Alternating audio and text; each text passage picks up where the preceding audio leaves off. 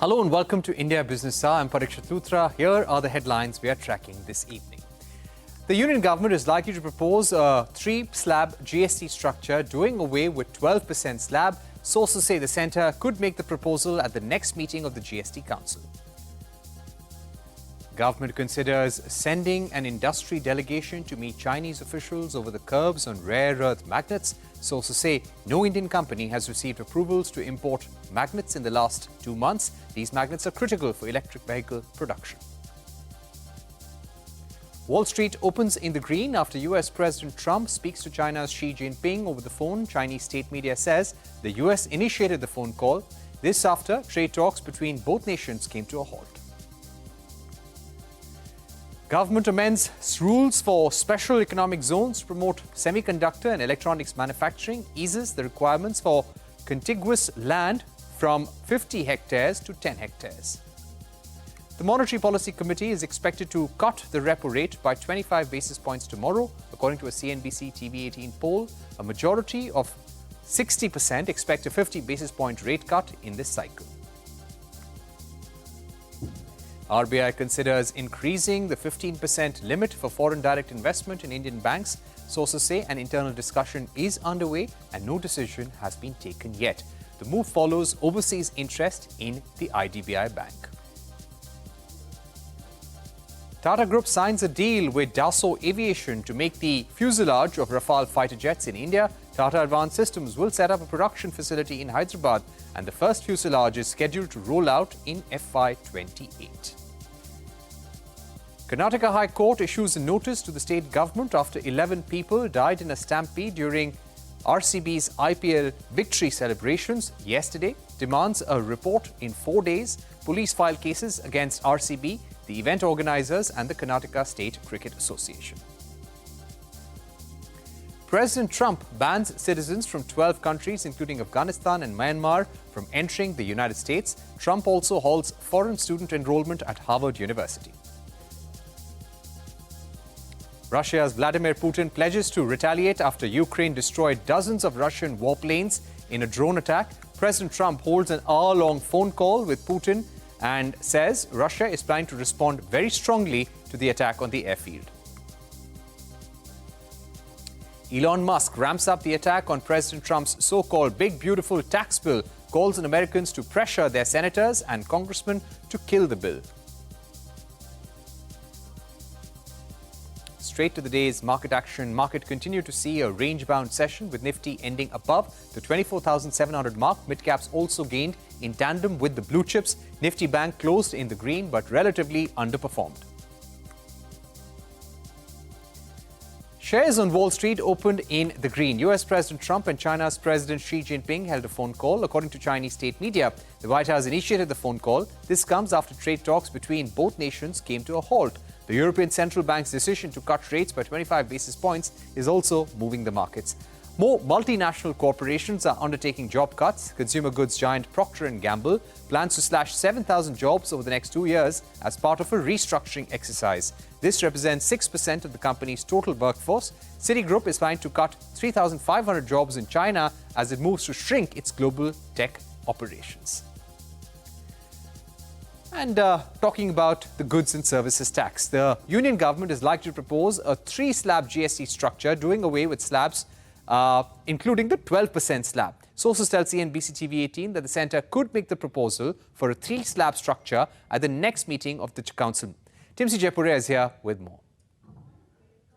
Well, in what could be a major overhaul of India's indirect tax regime, the government is likely to propose a simplified 3-rate structure in the GST regime in the upcoming GST Council meeting, potentially eliminating the 12% slab. Sources tell CNBCTV18 that the centre wants to consolidate the current 4-tier structure system into a streamlined structure aimed at bringing in simplification in terms of rates. Sources say that the plan is to shift essential items under the 12% slab down to 5%, while the less sensitive items may go up to 18%, so that the tax burden for the common man is not increased. While the centre feels confident because of the robust GST collections that are now hovering at 2 lakh rupees per month, making the proposal ripe enough for the consideration of the GST Council, But important to note is that the proposal still requires a unanimous approval from the GST Council, which includes both centre and states nod.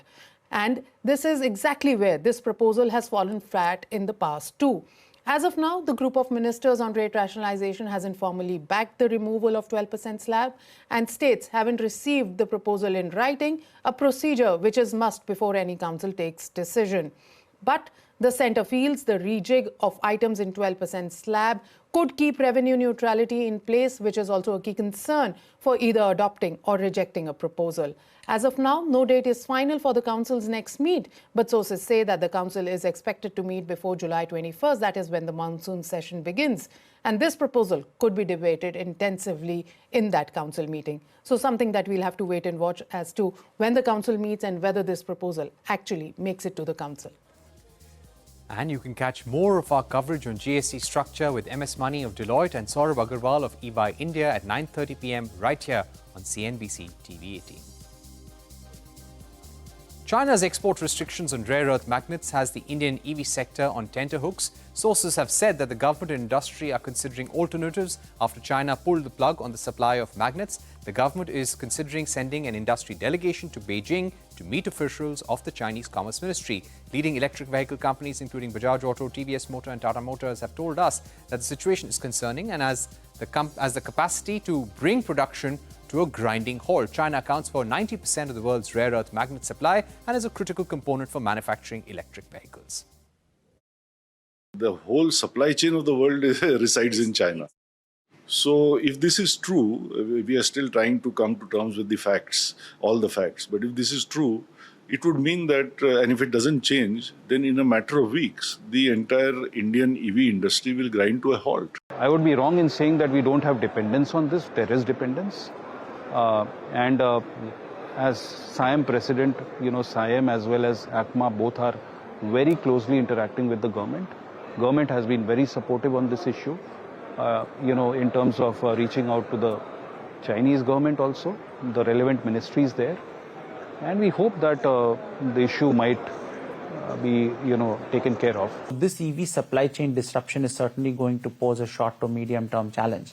And I think as India plans its EV strategy and EV plan, the adoption will have to be phased in or phased up, along with developing an Atmanirbhar supply chain in India, where India, as the world's leading two-wheeler market, which has produced 3 of the top 5 companies by volume globally, has its own supply chain, its own R&D, its own capability, and EV is really built on that basis. The centre has eased rules to set up special economic zones for semiconductors and electronic components manufacturers. The contiguous land requirement has been reduced from 50 hectares to just 10 hectares under the new rules. Ashwin Kumar joins us now with more. Ashwin, what are you picking up? Well, the government clearly looking to give a tailwind behind semiconductor and electronics manufacturing in the country, this time coming out by way of relaxations and clarifications through amended SEZ rules. These amended rules were notified on June 3rd. Under these SEZ rules, one of the biggest takeaways is that the requirements for contiguous land has been brought down from 50 hectares to as low as 10 hectares, with the only additional eligibility criteria that has been brought in is that it should be a dedicated exclusive SEZ in case of semiconductors or for electronics manufacturing. In terms of what are these components and electronics that will be eligible, a wide list has been included as a part of these SEZ rules, includes module displays, camera displays, PCBs, lithium-ion cells, hearables, wearables, components of mobiles, components of IT hardware, all of them stand to be included. But not just that. These amended rules have also brought in important clarifications with respect to net foreign exchange earnings, and this is something that the industry had sought. This is something that's important given as how it is eligible. To be eligible for SEZ benefits, one has to have net foreign exchange earnings over a period of 5 years. So important clarifications also being brought in. Also, under the amended rules, it is now permissible for manufacturing entities inside SEZs to ship their finished products to domestic tariff areas, of course, upon payment of duties.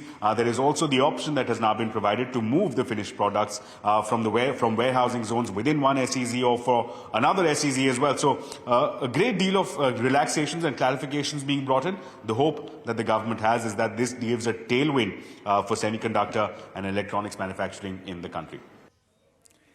The Reserve Bank of India is set to announce a rate cut decision on Friday. A CNBCTV18 poll suggests that the central bank will cut repo rate by another 25 basis points in the meeting. Ritu is here with the key expectations. Ritu, take us through the poll. We're going in with the expectation of a hat trick, with the Reserve Bank's Monetary Policy Committee expected to cut rates for the third consecutive time. Now, inflation is tracking well below the RBI's 4% target, and the first quarter numbers are also likely to undershoot the forecast, and so it'll be very difficult for an inflation-targeting central bank to not deliver a cut. Now, while 90% of our respondents to the poll expect a 25 basis point cut in this policy, a smaller section believes a large 50 basis point cut could boost the credit cycle and lift sentiments. The repo rate currently is at 6%, and that is expected to go down to 5.5% in this rate cutting cycle, and that will mark the shortest and the shallowest RBI rate cutting cycle that we've had in over a decade. But a smaller section is expecting the terminal rate at 5.25%. So overall, the market sees space for another 50 to 75 basis points of cuts from here on. Now, most expect RBI will stop the rate cutting cycle by December. Some are even expecting that to happen by August. The GDP forecast for the year, that is most likely to be left unchanged at 6.5%, even as RBI takes note of some of the risks from rising global trade uncertainties. On the inflation front, though, a revision is quite likely, with CPI inflation under 4% for 3 straight readings. A majority of the respondents to our poll expect RBI to lower the FY26 forecast from 4% by 10 to 20 basis points and possibly more, which will support future rate cuts. As for liquidity, most feel RBI has already done enough, and with that record high dividend, core liquidity is expected to stay in surplus in the coming months, so don't expect any big action on that front. But here's what else to watch out for. Any tweaks to the liquidity management framework for one, and there's also been some chatter whether RBI may introduce the external benchmark linked rate, or EBLR, for the NBFCs as well, to ensure that there is better rate transmission. And of course, the street will watch out for commentary on the global macro outlook and how that might affect India. So bottom line is, this is a policy where RBI's rate cut could be predictable, but its guidance and other measures will be what the markets will look at very closely. And the Reserve Bank is considering making it easier for foreign banks to increase their stake in Indian banks beyond the 15% limit. Sources tell CNBCTV18 that an internal discussion is underway and no decision has been taken yet. The move follows overseas interest in IDBI Bank. Lata Venkatesh is here with more on the RBI's foreign ownership limits. Yes, that's right. What we are picking up from sources close to the Reserve Bank, who were formerly in the Reserve Bank, tell us that discussions are on internally to check whether this limit needs to be raised. At the moment, as you said, the limit is 15%. And first, everybody in RBI will have to come on the same page, and then they will probably put it out for a public discussion. So until now, it is really at a preliminary stage. Now, incidentally, Reuters has also reported today that Reserve Bank is signaling possible, that is their words, signaling possible rule changes ahead that would let foreigners own more of India's banks. Now, as I told you, the current limit is 15%, but there are two major cases where an exception was granted. One was Fairfax allowed to own 51% in Catholic Syrian Bank from a long time, and more recently, SMBC, Sumitomo Bank, has been allowed to own 20% in Yes Bank. Now, the chances are that the Reserve Bank and the government are also preparing for the IDBI stake sale. LIC and government want out, and there is a lot of interest from foreign banks, and they, even Money Control broke a story saying that one of the front runners is Emirates NBD, and there, of course, nobody would want to come for a 15%. You want to sell a larger stake. That could also be one of the reasons why this thing may be speeded up. I'll just tell you the current constraints. There are a lot of constraints on foreign banks. The first constraint is overall. Everyone can have only, any one entity can have only 26% voting rights in a bank. You may own 50%, whether it's Fairfax or SMBC. If they own more than 26%, the voting rights will be capped by 26, and that is not within the purview of the Reserve Bank. This is the Banking Regulation Act, so it is within the purview of Parliament to change it, and we have no information whether they're thinking about it. Foreign banks which come as branches, like, HSBC, Stancy, Citi, they have very severe license restrictions on getting additional branches. But if they come and set up a wholly owned subsidiary, they are treated like any other Indian entity. They can open branches without taking our bare permission. The other big rule governing all this is FPI plus FDI in banks can reach only 74%. That is the other limit. These are all the limits that are already in existence. The only thing that is being mulled is whether to allow foreign banks to go beyond that 15%, to remove that rule. We also try to ask our sources whether generally private sector manufacturing and other companies will be also allowed a greater stake. We were told that that is not up for discussion. In a bid to bolster India's defence arsenal, Tata Advanced Systems and Dassault Aviation have inked 4 production transfer agreements. This deal will entail the manufacturing of Rafale fighter aircraft's fuselages in India. This marks the first instance of these components being manufactured outside France. In a statement, Dassault Aviation has said that India's aerospace infrastructure will serve as a critical hub for its manufacturing. Moving on, Ola Electric founder and CEO Bhavish Aggarwal paid about 20 crore rupees in cash to top up the collateral for borrowings against the company's shares. Aggarwal had raised 250 crore rupees for his generative AI venture Krutrim by pledging equity in Ola Electric. According to a Bloomberg report, Aggarwal voluntarily paid the extra money since March as the shares dipped below 50 rupees each. The stock collateral value is more than twice the amount that was borrowed. Shares of Ola Electric slipped following the news. Walmart-backed mobile payment company PhonePe has appointed former Standard Chartered India and South Asia CEO Zareen Daruvala to the board. Daruvala has over 3 decades of banking experience. This comes ahead of the fintech major's proposed initial public offer. The company has been valued at around $12 billion in its last private fundraising round. Walmart-backed Flipkart has received a lending license from Reserve Bank of India. As per Reuters, the e-commerce giant will now be able to offer loans directly to customers and sellers on its platform. This is the first time that the RBI has granted a big e-commerce player an NBFC license. Sudarshan Venu is set to take over as chairman of TVS Motor Company from the 25th of August. The company's board unanimously backed his appointment, citing strong track record during his time as managing director. Current chairman Raf Speth has said that he will not seek reappointment as the company's director after stepping down. I'm very grateful to my father for the succession planning and for the responsibility and opportunity. I'm also truly grateful and for his continuous advice and guidance, which I really value and cherish. So it's really special. I think these declarations are there, and the group continues to focus on the core values and the sectors that we are in and how to grow. I'm just very thankful for the way things are, and it's always good to have clarity and focus on the future and how to really do something that benefits customers, employees, shareholders, and the whole community at large. And coming up on India Business Hour, Karnataka High Court issues a notice to the state government after 11 people died in a stampede during RCB's IPL victory celebrations yesterday. More details in just a bit. And you can also catch all CNBCTV18's news and updates on YouTube, Facebook, Instagram, X, and Jio Hotstar.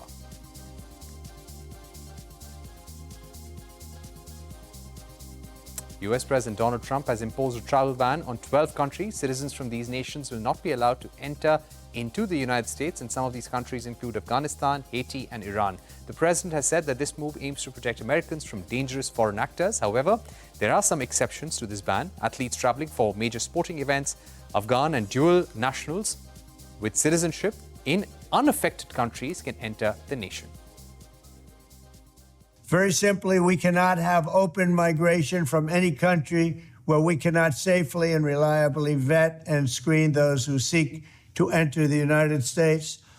That is why today I am signing a new executive order placing travel restrictions on countries including Yemen, Somalia, Haiti, Libya, and numerous others. But we will not allow people to enter our country who wish to do us harm, and nothing will stop us from keeping America safe. And staying with the United States travel restrictions, President Donald Trump has said that he will deny visas to foreign students trying to come to U.S. to attend Harvard University. The suspension is set to be implemented for 6 months.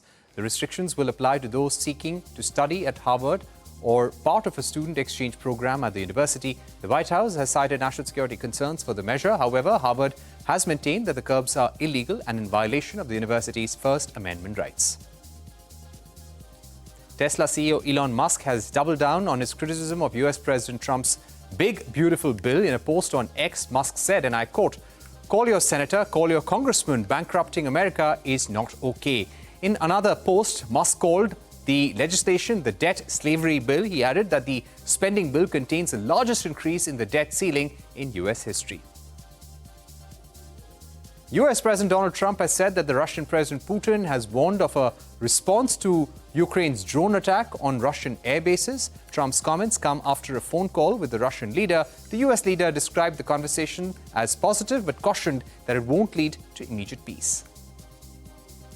Pope Leo has urged Russian President Vladimir Putin to make a gesture in the country's conflict with Ukraine that would favor peace. The Vatican said that the Pope also underscored the need for dialogue to find peaceful solutions. During the phone call, the Kremlin said that Putin told the pontiff that Kyiv is banking on escalating the conflict. He also reiterated Moscow's demands that NATO abandon further eastward expansion. A Russian drone strike on Ukraine has killed 5 people, including 3 members of one family. Ukrainian President Zelensky accused Russia of constantly trying to buy time for itself to continue killing. He added that Russia launched 103 drones and 1 ballistic missile overnight, targeting multiple regions in the country. Meanwhile, Russian President Putin has accused Ukraine's leaders of not wanting peace. The statement comes after Ukraine bombed western Russia on Saturday, killing 7 people.